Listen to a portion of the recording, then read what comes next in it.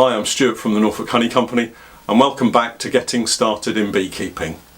So these sessions are all designed to help people who've not kept bees before or have just started keeping bees gain a better understanding of what beekeeping and honeybees are all about. If this is your first time watching one of my videos, then you're very welcome.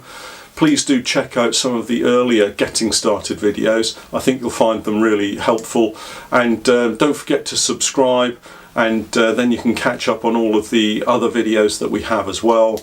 We've got our Beekeeping Basics videos that go out on a Sunday evening, and also on a Friday we're posting our microscopy and beekeeping videos, which is a really interesting close-up view of honeybees and pollen and the kind of things that you wouldn't normally get to see unless you were taking a look at them through a microscope. So today we're going to take a look at the hive, have a look at how historically it's developed into the modern beehive that we have now, and then we'll have a look at some of the different types of beehive and why one might be more suitable than another for you with your beekeeping.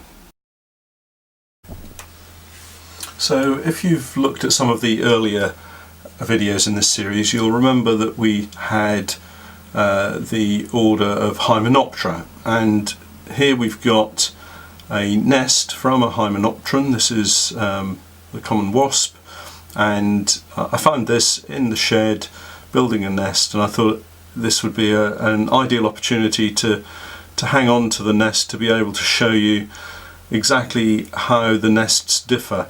And so with the wasp, which is similar to the hornet, we've got a conical shaped nest which turns into a large rugby ball structure, and if I just turn it around, you can see that it's made of chewed wood. It's almost a very fine paper material, and what I've done is just cut this one open to be able to show you the inside of the nest. So this was a queen wasp that was building her nursery nest, and here you can see quite clearly the cells inside the nest that she's started to build. And originally inside here, each of these cells had a small larvae in them. So that's a wasp's nest. So let's now move on and take a look at the honeybee nest. So the wasps and the hornets produce a nest constructed primarily of wood pulp, a very fine paper structure, and that differs from the bees in that they produce wax, and bumblebees and honeybees produce a different type of nest. The bumblebee produces a nest that is that has cells that are round in structure, domed cells in a large cluster, and bumblebees also produce a lot less offspring compared to the honeybee. So if we look at the honeybee, we find that we need something that is going to accommodate a summer population of upwards of 50 to 60,000 bees. So it needs to be a fairly significant structure. And the bees create that structure with their beeswax. Now originally, wild bees, feral bees, would have found somewhere to shelter, maybe in a tree trunk, in a cave, somewhere that was dry, somewhere that they could protect. So let's just take a look at some of these structures now. So as I mentioned, honeybees are going to use hollow trees, any cavity that they can find that fulfills their requirements. Maybe it's a cavity in some rocks in a cave, but these days it's just as likely to be somebody's shed, garage, cavity walls. It could be a chimney, a disused chimney that's not being used any longer for fires. So there are lots of opportunities for honeybees, particularly swarms, to find somewhere to set up home and create a new nest. So what is important to the honeybee is that it is able to manage the environment that it's in so that it can control the temperature of its nest. So where you've got a colony that's producing a nest, they need to maintain a brood nest temperature of upwards of 30 to 35 degrees. So the brood nest needs to be maintained at around 35 degrees centigrade in order for the larvae to grow and develop without any issues to their development. And it's the workers that maintain this temperature, but if they've found somewhere that's too large, it's going to potentially take too much effort to maintain a temperature there. Or if it's exposed to the elements, then they're going to be at the behest of the wind and the rain and the sun, so it might be that the nest becomes too hot or it becomes too cold, or that driving rain causes it to become wet and therefore larvae die as well. So it's critical to the bees that they find somewhere suitable, and that's where we're looking to provide them with a beehive that not only suits their requirements but also fulfills ours as well.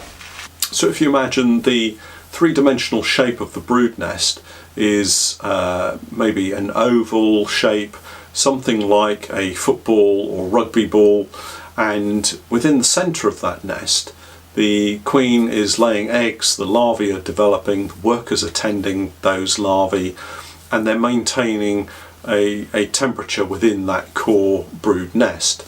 So in the winter there might only be a very small cluster of bees with just a few tens or hundreds of eggs and larvae that they need to look after. But as the season develops into spring, so the brood nest grows, and so the bees are looking for a structure, an area that they can develop that brood nest and grow and increase the size of their colony to ultimately get to the stage where they have sufficient bees that they can reproduce, and that means swarming. And so what we're looking to do is to try to establish a colony in a beehive that has all of those requirements, so that we can enable the bees to grow, increase the size of their brood nest, increase the size of the colony, and hopefully prevent them from swarming. So it might be that the hive that we've got requires additional boxes to be added to increase the area that they've got for a brood nest, and that's something that we'll talk about in a future video. So I've taken the opportunity of a break in the weather to come up to one of the apiaries, take a look at a beehive, and what we'll do is we'll break it down, have a look at the individual components. This is an empty hive, so there's no bees in it, so we'll split it down and reassemble it in front of me, and I can show you exactly what each component does and why we have it. So firstly we've got the stand. This just gets the hive up off the floor, makes it a bit easier on your back, and we can get the floor onto this and it'll hold it nice and steady. I use a concrete base, just a paving slab, that kind of thing, and that keeps everything nice and even and steady, so as you build the hive up it's not going to wobble and fall over. So the next thing is the floor. So this is an open mesh floor, as you can see. It's got a mesh screen on the bottom that allows debris to fall through. It also has a slot in the back for a varroa floor, so that you can check to see whether you've got a high number of varroa in your hive. And then an entrance block fits in the front and butts up against a couple of nails on the inside so it doesn't get pushed into the hive. So that's the floor. Okay, so this is the brood body. This is a commercial brood body, which is roughly the same footprint as a UK national hive. So it's about 465 millimetres square. It takes 11 brood frames. These frames don't have any wax in yet, and these are brood frames, so they're a bigger frame that fits into this bottom box. And if I compare them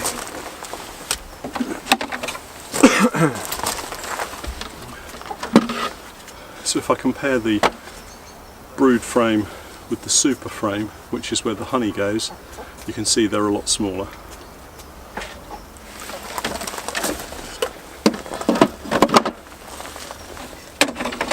Also inside the brood box we have a dummy board that just stops the bees from making lots of brace comb. There's quite a gap at this edge, and if you remember, the bee space is 6 to 8 millimeters wide. This is probably 2 centimeters wide, and this dummy board just stops them from making brace comb. Next thing to go on top is the queen excluder. So the queen excluder is exactly what it says. These slots in this particular queen excluder are made of wire. It's got a wooden frame, and it sits on top of the brood box like that, and it stops the queen from coming from the brood box and through and entering into the boxes above. If she can't get into the boxes above, then the bees will put honey in there. If she can get through, then she's likely to lay eggs in it, and then you'll have larvae and emerging bees, which is not particularly easy to be able to extract honey from. So on top of this, you place your honey boxes. Now again, here in the UK we use generally a smaller box, which we call a super. Let's have a look at that now. So if you buy a beehive complete, normally what you'll get is a floor, a brood body, a queen excluder, and usually a couple of supers. Ideally, you'd like to have more than just 2 supers, because if your bees are very prolific in their first season, you could find yourself running out of space. So I would always aim to have at least 3, possibly 4 supers per full colony. And these are where the bees will store the honey, because the queen can't get through the queen excluder into the box. And as I mentioned before, it has these smaller frames that fit into it.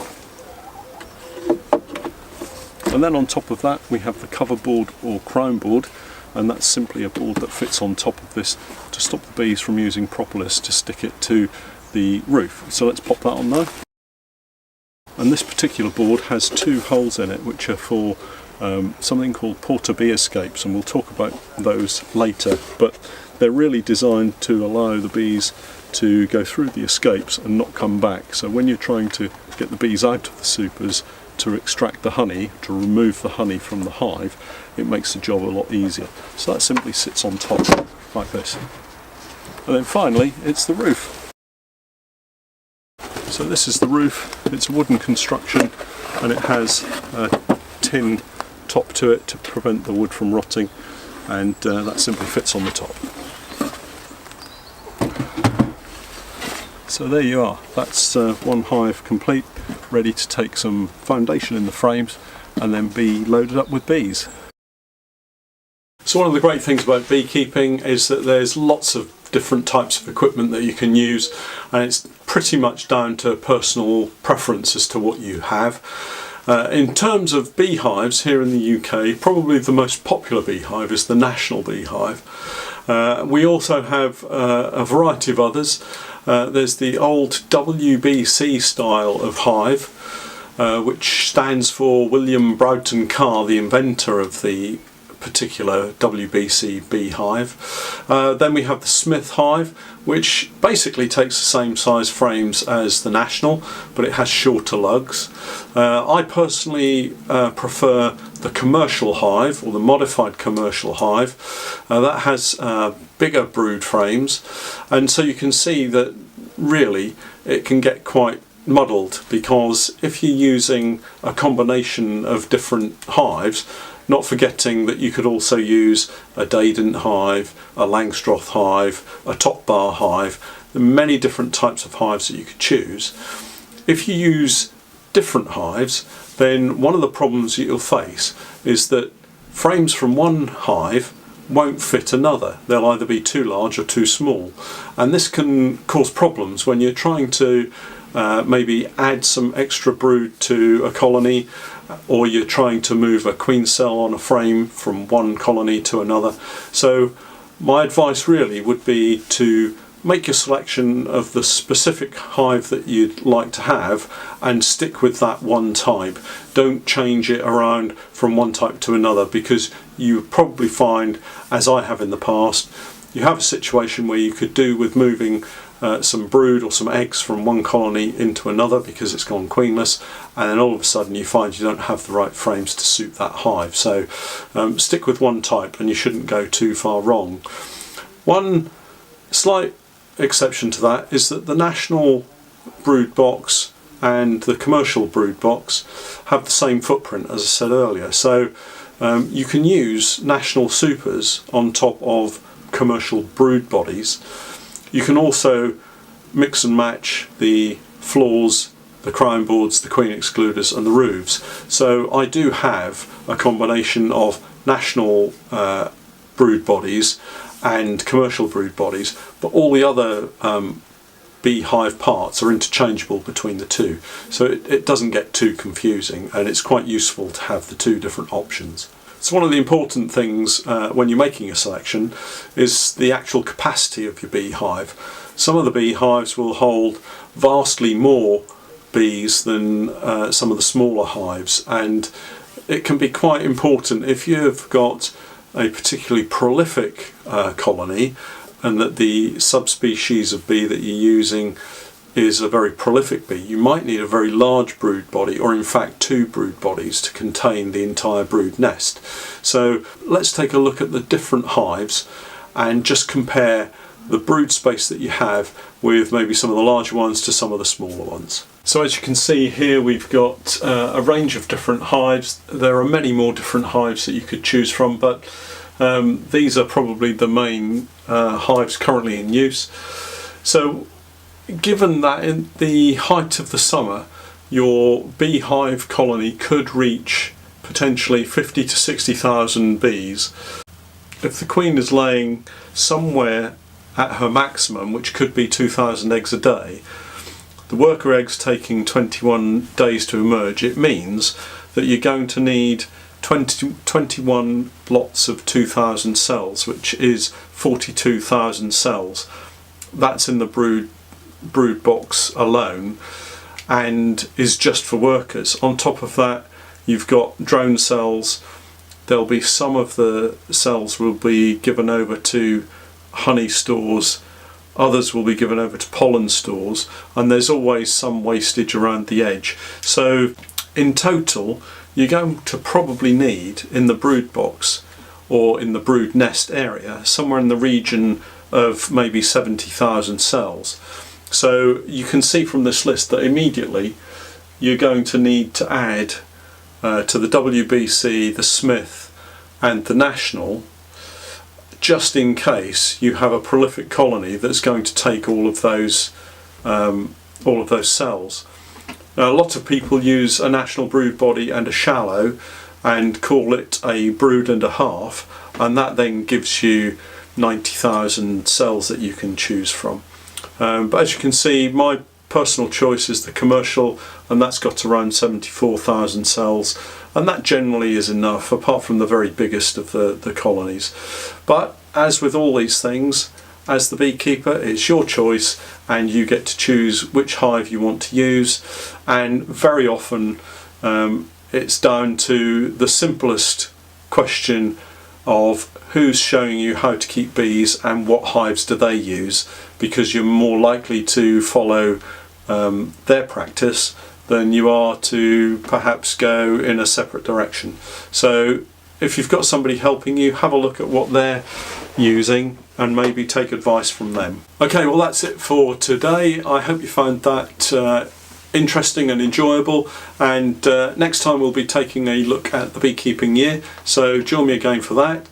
Please do give me a thumbs up and share it with your friends if you're members of maybe clubs or associations, or maybe you're in a Facebook group or something like that. Please do share it, and don't forget to subscribe if you haven't subscribed, and we'll catch up again next week for some more getting started in beekeeping. Thanks very much for watching.